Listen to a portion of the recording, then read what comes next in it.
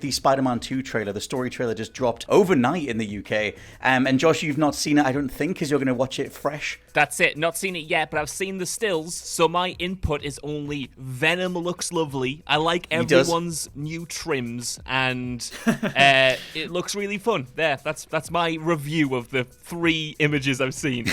That was largely what I kind of thought coming out of it, where I was like, Venom's the best bit of it, at least. I think the faces look terrible, but Si, what did you think? Overall, yeah, it looks great. And also, to be fair, and I don't chastise anyone for not watching trailers, but I don't feel like they really showed anything about the story that we didn't already know. They were just like, these are the characters that are in the game. Look how flashy they are.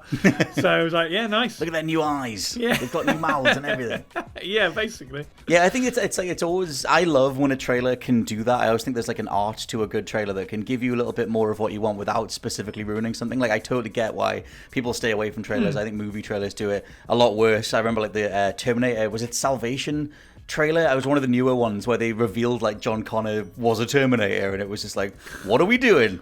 But stuff like that. I think this one is a one that it would be Josh safe. I've seen such a good response to it on social media this morning. Like, has it made you both more excited for the game? Were you already excited for the game? Because I know a lot of people really like the gameplay reveal, but I know there was some criticisms towards that as well, especially from like a graphical standpoint, people saying, it doesn't look like that much of a leap from Miles Morales, but this one seems to have gotten like kind of universal praise, at least from the small smattering of opinions I've seen so far. Yeah, so what do you think?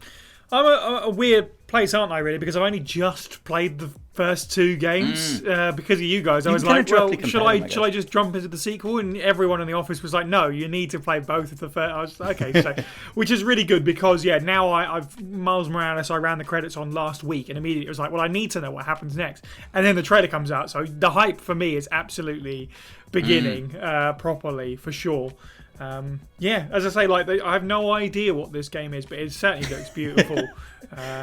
I kind of thought in this new one, it almost looks like it's an entirely new engine. Like all the faces look so different, and like the like it looks great. Like obviously they don't show that much. It's all in engine, but they don't show that much gameplay in this. There's one bit where they show like the wingsuit being used, but most of this it is specifically a story trailer, so there's just lots of cutscene stuff.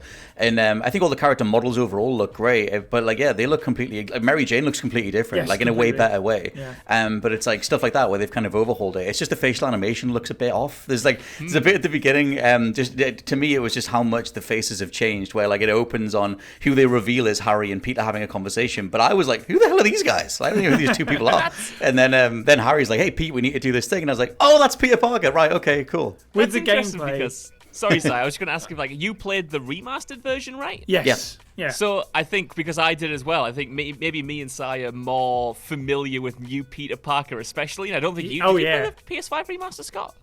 No, I got it, but I didn't finish it. I just sort of got it because I was like, well, I should get it because it's me and I get everything, but I didn't finish it. Because I've like come to accept the new face, and I think obviously a lot of people won't have played the remaster if they played the PS4 version and are jumping into this fresh after a little tease of new Peter Parker and Miles Morales and being like, okay, this guy's here to stay.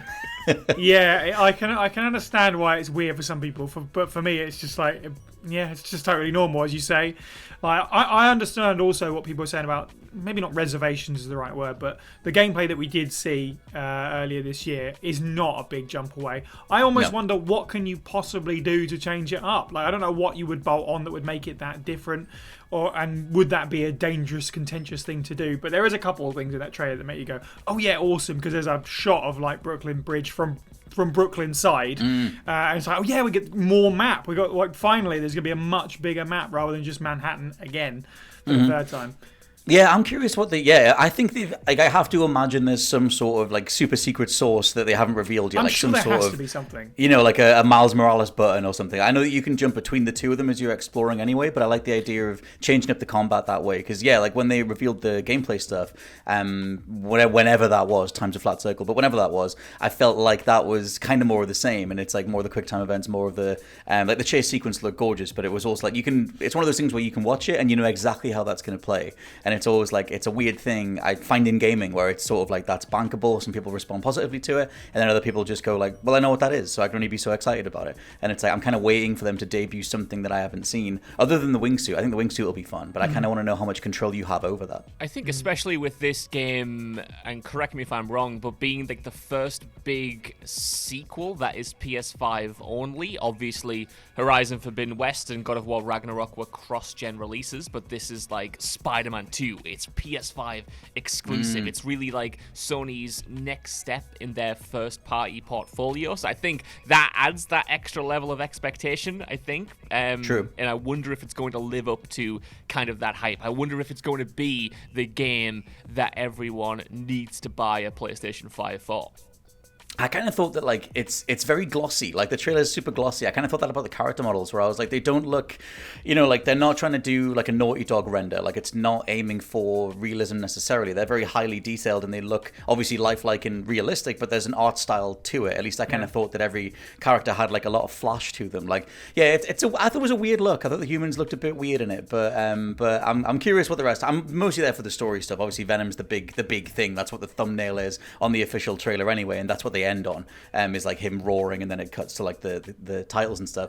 And I think a lot of people are just like, Venom is cool. I wonder if playable Venom is the thing, because that was the thing in Ultimate Spider-Man, and it's like maybe that's the card you play at some point. You raised a good question, Scott, when the last trailer dropped, and that was, how much Venom are we going to get? Because we know we're going to get at least some Peter Parker in the symbiote costume antics throughout the game, but I wonder how they're going to split it. Like, how prominent is Venom as a villain going to be across the story versus how prominent is evil Peter Parker going to be? I imagine it's going to be a big game, so I'm sure they're going to get time for both, but it is interesting to see which one they prioritize. Yeah. Not to mention as well, before that gameplay reveal, they also kind of revealed that Kraven was going to be a big part of the villains. We've got like a good spread of villains in this game, so yeah, just like, to its credit, the previous games haven't gone ham. We're just throwing every character in, but now we're getting to that point where it's going to be an interesting juggling act with all these different villains, or, as you say, sort of potential villains in something like Venom and Pete in the symbiote suit.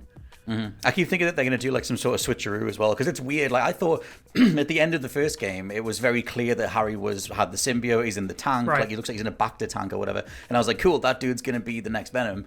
And then in all the materials for it, for Spider-Man 2, they're like, hey, what? Eddie Brock's not Venom. And I'm like, yeah, we know, because it's Harry. So I'm like, are you doing something else? There must be something else to that. Well, here's the question, right? Is there only going to be one symbiote in the game, or is that going to serve as a twist that we maybe get a Carnage, or I think it's Toxin, or whoever it is, multiple versions of the symbiote? Because like you said, there's that big tank, and maybe they are developing multiple serums or antidotes or cures or whatever you call it for Harry, and maybe with that they create two strains of the symbiote accidentally. I don't know, that's pure conjecture on my part, but I wouldn't put it past them to kind of front-load Venom, front-load Kraven and the rest, and then have a secret villain exactly like they did with Doc Ock in Spider-Man 1. Yeah. That's a really good shout. To be fair, I hadn't even thought of multiple Venoms. I'm just hoping for playable Venom in there somewhere. But let's get to a bunch of people's questions, because we had a lot of people sending in various questions and talking points, etc. Massive thank you to everybody, as always.